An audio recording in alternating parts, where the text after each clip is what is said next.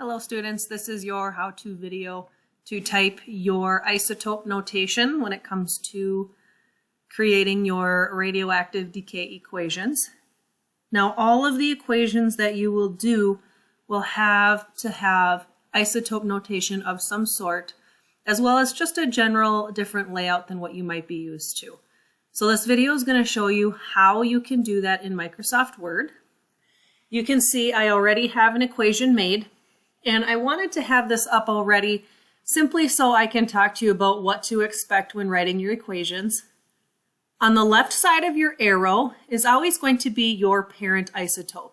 So whatever the unstable radioactive isotope that you start with will be on the left side.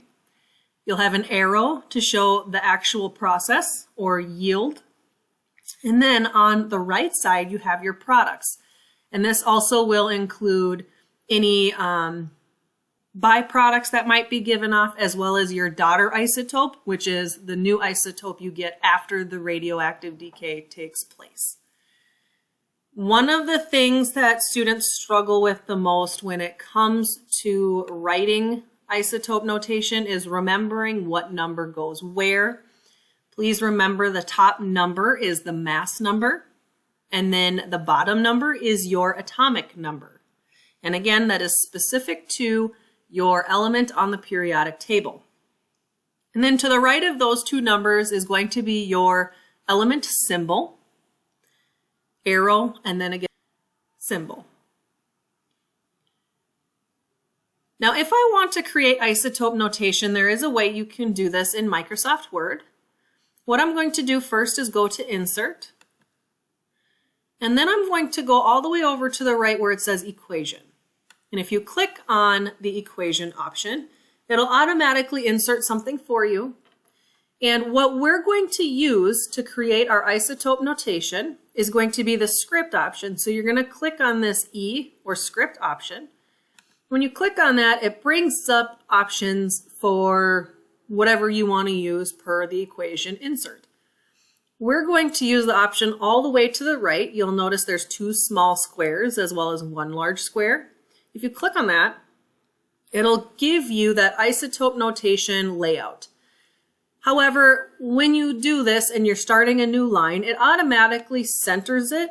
So if you don't want it in the center, if you go back to the Home tab and then click to move it to the left, it'll move your equation to the left side of the paper. I'm going to start with my new parent isotope from my previous radioactive decay, which is thulium. I'm going to start with my mass number, which is 161. That was unchanged. The element symbol, which is Tm. And then you can move your mouse by either clicking in separate boxes or using the arrows on your keyboard. And then my very last one is my atomic number. When you are done with that, you can use either your arrows or you can click out of it. And that will finalize your isotope notation for that one isotope. Now that I have that done, that is my parent isotope for this next radioactive equation. That's what I'm starting with. And thulium's going to go through positron decay similar to ytterbium did. So I need to add an arrow next because I'm not adding anything to thulium before this actually happens. So I will click the dash twice, and then I will click Shift, and then where the period button is, there is a rightward facing arrowhead. So if you click Shift and that at the same time, it'll make a large arrow for you. Now the next part, this is going to save everybody time. If you have a similar radioactive decay multiple times, I always tell people to copy whatever byproduct or side product you have, and then simply paste it into your next equation, saving time where you don't have to constantly be going into the insert equation option. So with this, I simply copied and pasted my positron, so I don't have to retype that. Now you can do a similar thing if I'm going to type my daughter isotope. I could almost just paste that twice, and if I paste it again, I just have to edit the positron to make it a daughter isotope. And I can do that by clicking into it, and then it gives me the option to edit certain parts of this equation. Thulium, once it goes through positron decay, I get erbium. And the atomic symbol for erbium is Er. And then again, the protons have to change if you're going to get a different element. Since positron decay reduces my element by 1 proton, my new atomic number is 68, which gives me erbium. That's how you're going to type in your equations. If you have, let's say, electron capture, you're going to add the electron to the left side of the equation. That's going to be the one radioactive decay where you're going to have 2 things on the left instead of 1.